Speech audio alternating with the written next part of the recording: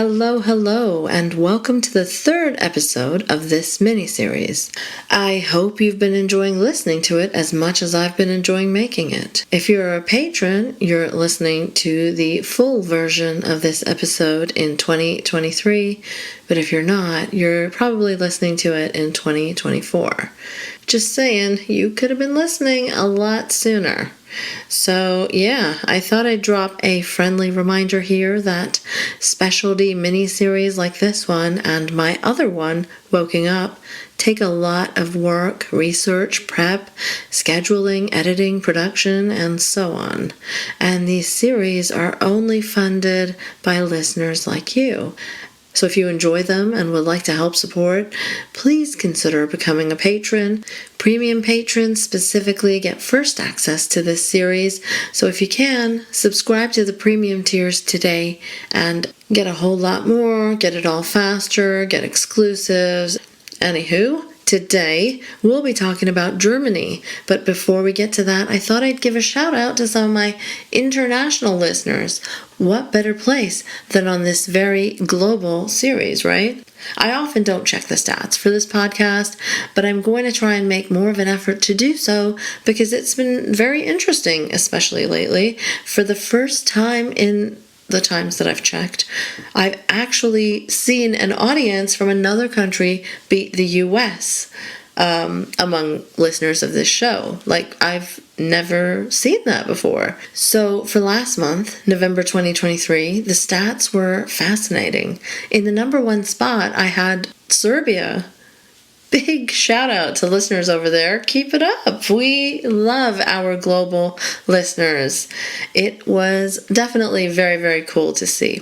USA was number 2 for the first time that I've seen. Come on, guys. How do you, with such a massive population in comparison, get beaten? But it was only this one time, so let's see if you're back in the number 1 spot when I check December stats. And in the third spot for last month, I had Egypt, which is also new. I don't think I've seen that before. It's always some variation of America, Canada, UK, which is of course wonderful too. And not unexpected, given that this is a show in English. And we talk about North American politics mostly, with the occasional UK topic and figure. But yeah, I love it. I love seeing the diversity in listeners. So hey, Egypt, hello, and thank you so much for listening. At 4th place, we had New Zealand, which I thought was pretty awesome too. Obviously related to the previous Global Far Right episode on New Zealand. It really feels so validating when you're talking about a specific country and they're actually listening to your content. Very, very neat to see. Canada was all the way in 7th place last month. Come on. Wah, wah, wah. I love you guys anyway, Canadian listeners. You know that. But, I'm hoping to see Germany make it to the top 10 countries listening to this show after this Germany episode is publicly released. So yeah, fingers crossed. I will keep an eye out for that and let you know next time. There's a lot more to talk about in regards to Germany in the current political climate, which is a broader topic than the far right. So I may be doing a second Germany-related episode in the new year. Let me know if there are any specific Germany-related topics you'd like to hear more about. And now, on to the episode. The conditions in the past few years have been a perfect storm for extremism, is a terrorist attack, hate, the transgender community, and conspiracy theories pedophiles, the Satanists, to flourish around the world. We should unite our forces. In a measure to advance a hardline Hindu agenda. Great Canadian truckers. Join me as I try to learn more, one country at a time. Marine Le Pen considerably In another Polite Conversations mini-series, this time exploring the global far right. Hello everyone, and welcome to the third episode of my mini-series on the global far right. Today I'll be speaking with Miro Dietrich, who is a far right researcher from Germany, from the organization CMAS. And how are you doing, Miro? How's it going? Thank you so much for being here. Hi, it's good to be here. Yeah, there's lots to talk about today. Some interesting things happening in Germany recently that I've been seeing in the news as well. If you want to plug anything, you can do that right at the beginning of the show, and then you can give me a little background on yourself. Yeah, I'm Mio Dittrich. I'm a researcher of the far right. I do this for 8 years now, focusing on conspiracy narratives and far right internet phenomena. And since 2019, I'm focused on far right terrorism. You can find me on Twitter, but also on Blue Sky. And for much of the things I talk about, we have reports on our website, semas.io. All right, excellent. How did you come into this line of work? I was always really interested in subcultures, and especially digital subcultures, made it able for me to sort of track how new languages formed, how communities are organizing themselves. And I also have been an anti-fascist from very young at anti-fascist demonstrations when I was 14. Oh, wow. So after my study, I sort of realized that combining these things actually can be a job as an internship. And from this on, my life revolves around digital alternative realities of the far right. Oh, that's such an interesting backstory. I've always been very interested in subcultures too myself, growing up as a third culture kid, right? Being of Pakistani background, growing up in Saudi Arabia, and not really feeling like I have roots anywhere until I moved to Canada, I guess. Made me very intrigued by subcultures. I guess it's because of that finding of identity aspect of it. And so I dabbled in a few, no far right subcultures, but I was really into the industrial and goth scenes in Toronto, and I'm sure you can find far righters there, but so that's cool. That's something that we have in common, is that interest in subcultures. Yeah, it was always interested of me to see sort of how these split communities develop and how their hierarchies form, how the language that only they understand form, how sort of these cultural values spread. When memes started, it was definitely something that I found highly interesting to sort of see the evolvement of ideas on the internet.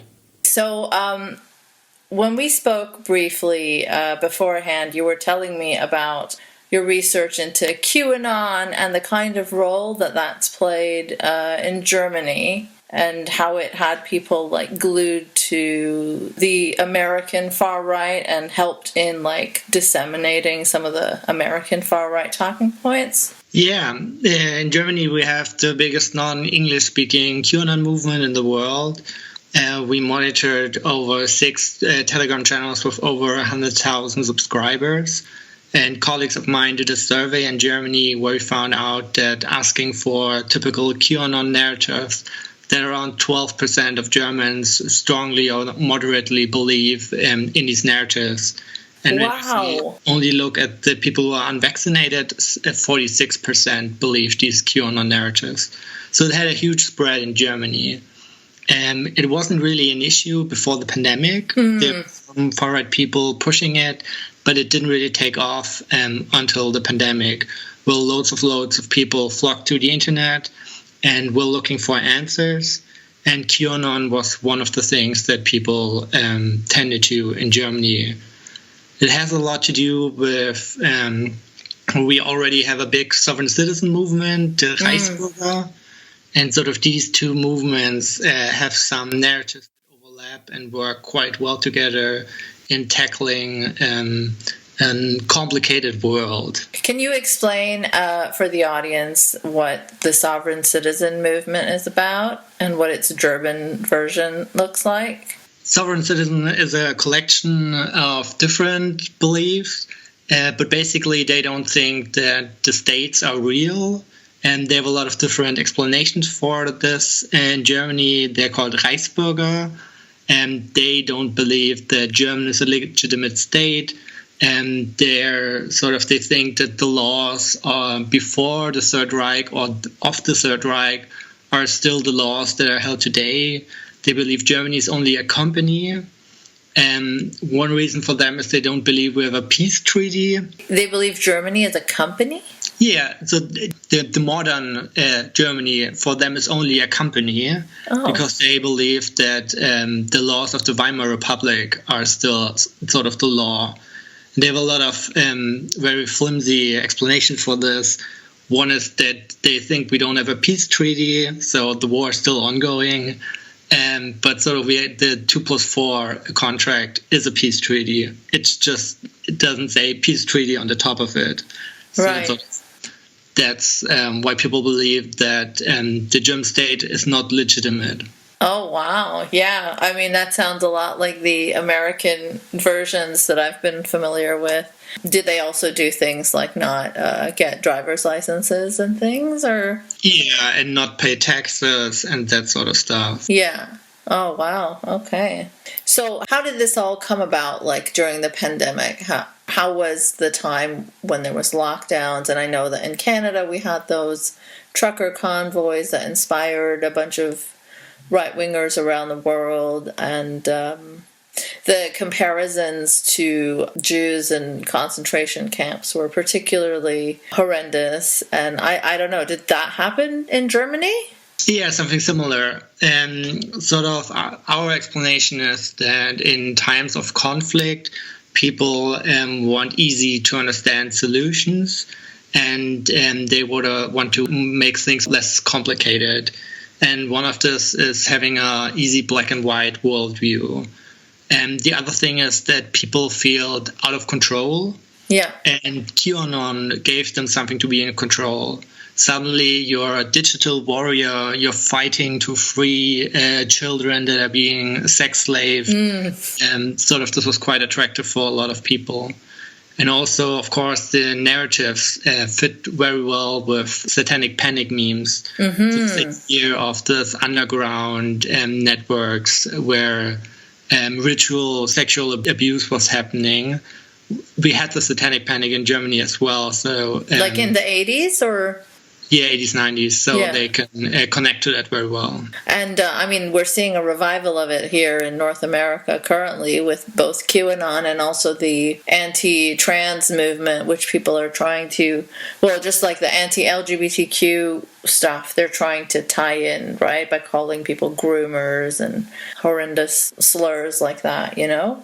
Definitely. Is that happening there too? Yeah, we have the same panic here as well. The hate against trans people, with the rise of the hate in the US, it also became a major topic in Germany as well. It's amazing how these things carry across, and how the right is basically like always on the same page around the world. And that's initially why I wanted to do this series, because I thought if we could have it all in a series of episodes just to compare and see like how many similarities there are. It's actually really frightening. And QAnon definitely was a big accelerator in the globalization of the far right. And in Germany, the QAnon people immediately translated everything that was happening in the US QAnon scene, like on the same day. And a lot of the talking points, a lot of the content that was shared in the QAnon spaces in the US was influenced by neo-Nazi far-right content. And in Germany, a lot of far-right people were hanging out in QAnon spaces. So via QAnon, the narratives of the US got imported very quickly to Germany. Mm-hmm. And wasn't QAnon like initially very like US specific, right? Yeah, that sort of doesn't make a lot of sense, thinking Trump is the great savior. Yeah. It's sort of when you go back to sovereign citizenship, and they believe we don't have a peace treaty, so America is still occupying Germany. So Trump would be the head of that. Oh, wow. That's sort of one idea. And the other thing that makes QAnon so special when we talk about conspiracy narratives is that for the first time, you're not just a rando sitting on the internet and reading all this bad stuff. For the first time, someone is in on a good conspiracy. So when QAnon exploded, the most powerful man in the world, Trump, sort of was part of fighting back against that. So suddenly it wasn't just you writing things on the internet. There was like an authority fighting on your side. I think that made it really convincing for Germans, although it was so US-centric. So do you see like American flags and MAGA hats and things in Germany as well amongst those groups? During the height of the pandemic, definitely we had some MAGA merch at the far-right rallies here. Oh, wow. And also the narratives got translated and didn't make any sense. The stolen election narrative. We always had talks about our election not being right, but it never picked up. But during the last big election, we had a lot of stolen election narratives. It doesn't make sense at all in Germany, especially because people talked about voting machines being rigged. And in Germany, we don't have voting machines. It's counted by hand. That's amazing. I mean, I shouldn't laugh, but like, it's so wild that they're even importing narratives that don't fit at all. Yeah. And you mentioned when we spoke before that about 6 months before the attack on the Capitol in the U.S. on January 6th, you had your own storming of the parliament in Germany, kind of? Yeah, six months earlier, a group of conspiracy-driven QAnon far-right people congregated in front of our parliament for another demonstration, and then they tried to storm the building. No one was killed. They only reached the top of the steps. Of course, in the US, everything has to be bigger, so the storming of the US Capitol was worse. But sort of here you see how QAnon influenced the whole thing. It was during the height of the election campaign of Donald Trump. But the moment that led to the storming was the QAnon believers going on the stage of the demonstration there and proclaiming that Donald Trump just landed in Berlin. And now they have to show him the support. What? So that was related to Trumpism too. Yeah, that sort of was. Now Trump landed in Germany. He's here to free us, so we have to storm the Capitol. And he had not landed in Germany. Of course, it was during the height of his election campaign. So I think he had better things to do. And what happens when they're confronted with these like obvious facts that look, he did not land in Berlin? So what happens after that? The obvious thing that often happens during these people who are responsible are being declared as state actors, so they are not them. And on the next day, it doesn't really matter what happened. So they just like change the narrative or just forget about it? Yeah. Wow. That's... Yeah, I mean, you see that on the right a lot, too. Like, there's no desire for consistency. There's no desire to not be a hypocrite. It's just whatever. Anything goes, it seems. Yeah. Reality has not the biggest influence on the beliefs of these people. And you're having the wokeness and cancel culture discourse. And what about, like, the college campus hysteria? All the things from the US we have as well. It's often with a time delay, and if you already followed sort of the discourse in the US, it's even more tiring to see the same things discussed here. Yeah, same sorts of debates. Yeah, it's about wokeness that no one can define. So it's about free speech that no one can define what it means. And it's usually just the free speech to say vicious things, to insult people, to use slurs. Yeah. And when it comes to freedom of speech, they don't really talk about it. And of course, campus immediately censor anything they don't like. Like, just look at Elon Musk. Yeah. Right? He's now going after people talking about decolonization on Twitter. Yeah, they don't care about freedom of speech. Yeah. Yeah, that's another, blatant contradiction that they don't seem to care about at all. No. And you had talked about the fact that there was some Christchurch shooter influences and idealizing of him. Yeah. When we look at terrorism in Germany, the biggest turn was between 2000 and 2007, a terrorist group, the National Socialist Underground, murdered 9 migrants and a police officer and robbed 15 banks. And during that time, the murders were not connected to the far right. Contrary, the press and police were investigating migrants. In the press, they were called kebab murders. Oh, really? Only when 2 of the 3 people burned their camper and the 3rd person burned their home and sent out confession letters, it was uncovered that it was these murders that the police thought maybe the Turkish mafia was responsible for it, was actually done by a far-right terrorist. Wow. And they just were like openly calling it like kebab murders, like in the press? Yeah. In the mainstream press? Yes. It was quite a racist discourse. Neighbors, family members were investigated for being responsible. But when we had the trial and civil investigations around the case, we found out that actually the Domestic Intelligence Service was quite involved in supporting these attacks in ways, because they paid a lot of informants of the far right. These people used this money for far right activities, but didn't inform our Domestic Intelligence Service about what was happening. Oh. So that's quite a complicated role. So what are they getting paid for then? Yeah, that was the big question. They used the money to have far-right publications and do far-right activities.